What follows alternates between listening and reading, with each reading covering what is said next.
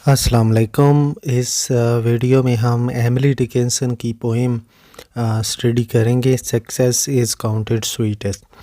तो बड़ी ही मशहूर पोएम है एमिली डिकिंसन की। एमिली डिकिंसन का ताल्लुक़ अमेरिकन लिटरेचर के साथ है और इन्होंने बड़ी ही अकेली ज़िंदगी गुजारी है और इनकी लाइफ में बस 7 पोएम्स ही थी जो पब्लिश हुई। जब इनकी डेथ हो गई तो उनके बाद इनकी सिस्टर ने इनकी पोएम्स को पब्लिश किया। तो ये बहुत ही मशहूर पोएम इनकी कंसिडर की जाती है और बहुत ही आसान सा इसका मैसेज है जो कि हम अब समझेंगे इस वीडियो में। तो एमिली डिकिंसन कहती हैं, success is counted sweetest by those who never succeed to comprehend a nectar required sorest need। तो एमिली डिकिंसन पहले स्टैंजा में कहती हैं कि कामयाबी जो है हमेशा उसी बंदे को कामयाबी की इम्पोर्टेंस अहमियत के बारे में सिर्फ उसी बंदे को ही पता होता है जो कि ज़िंदगी में कभी कामयाब नहीं होता।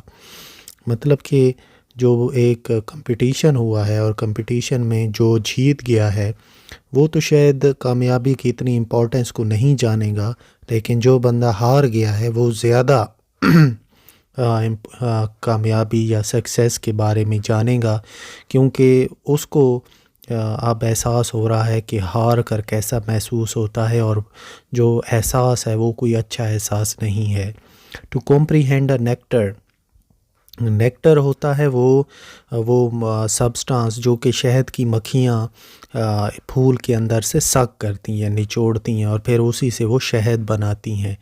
कि अगर हमने नेक्टर को समझना है तो हमें सबसे पहले उसके लिए तड़प, उसके लिए चाहत अपने दिल में पैदा करनी होगी। नेक्टर का मतलब पानी से भी हम कर सकते हैं कि अगर हमें पानी की इम्पोर्टेंस के बारे में जानना है तो हमें सबसे पहले बहुत ज़्यादा प्यासा होना पड़ेगा। सोरेस्ट असल में 3rd डिग्री है सोर की। सोर हम कहते हैं शिद्दत को, यानी सो रेस्ट यहाँ पे लिखा हुआ है तो यानी वो जो शिद्दत है वो उसकी भी 3rd डिग्री यहाँ पर बयान की गई है। तो अब हम नेक्स्ट स्टैंजा में चलते हैं। Not one of all the purple host who took the flag today can tell the definition so clear of victory। तो एमिली डिकिंसन यहाँ कहती हैं कि जब एक जंग होती है तो एक जो फ़ौज है वो हार जाती है और दूसरी फ़ौज जो है वो जीत जाती है। तो यहाँ पर जो पर्पल होस्ट लिखा हुआ है ये असल में उसी विक्टोरियस आर्मी का ज़िक्र हो रहा है, वो आर्मी जो कि इस टाइम जीत गई है। और पर्पल होस्ट विक्टोरियस बंदे को भी हम कह सकते हैं और जिसने अब हवा में झंडा लहराया है। झंडा लहराने का ये मतलब है कि वो अब जंग जीत गए हैं। तो एमिली डिकिंसन ये कहती हैं कि जो फौज जंग जीत जाती है आप ज़रा उनके पास जाएं और उनसे पूछें कि विक्ट्री क्या है, तो उनमें जितने भी सिपाही वहाँ पर खड़े होंगे ना वो आपको बिल्कुल भी डेफिनीशन नहीं बता सकते, सही डेफिनीशन नहीं बता सकेंगे कि विक्ट्री क्या होती है। मतलब कि जो फ़ौजी हैं जो कि जंग जीत गए हैं, अगर आप उनके पास जाएं और उनसे सवाल करें आप जीत तो गए हैं जंग, ये आखिर विक्ट्री होती क्या है, आप ज़रा डिफ़ाइन करें, इसकी वजाहत करें, तो उन फ़ौजियों में से किसी एक बंदे को भी विक्ट्री की डेफिनीशन नहीं पता होगी। तो बहुत ही सिंपल सा कंसेप्ट है। पर्पल होस्ट के बारे में अक्सर सवालात एग्ज़ाम्स में भी आते हैं और इवन के इंटरव्यूज़ में भी पूछे जाते हैं कि पर्पल होस्ट का क्या मतलब है। पर्पल होस्ट विक्टोरियस आर्मी को हम कहेंगे।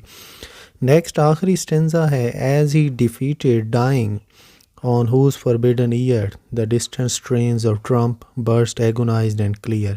तो यहाँ पर उस फौज के बारे में बात की गई है जो कि हार गई है। एज ही डिफीटेड, डिफीटेड का यहाँ पर उस सिपाही के बारे में बात की गई है जो कि हार गया है।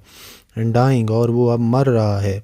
ऑन whose forbidden ear, जिसके कानों के ऊपर the distance trains of Trump, मतलब दूर एक आर्मी खड़ी होकर वो विक्ट्री के ड्रम्स बजा रही है, विक्ट्री के गाने गा रही है, तो दूसरी तरफ एक ऐसा सिपाही है जो ग्राउंड के ऊपर लेटा हुआ है और वो अब मर रहा है, वो हार गया है। उस सिपाही के कानों के ऊपर वो जो कामयाबी का गीत है वो बिल्कुल एगोनाइज का मतलब है टेरेबल, एक बहुत ही दर्दनाक तकलीफ़ बन के वो जो ड्रम है वो बज रहा है, वो तकलीफ़ दे अमल होगा जब वो कामयाबी का गाना सुनेगा दूर खड़ी हुई जीती हुई आर्मी का।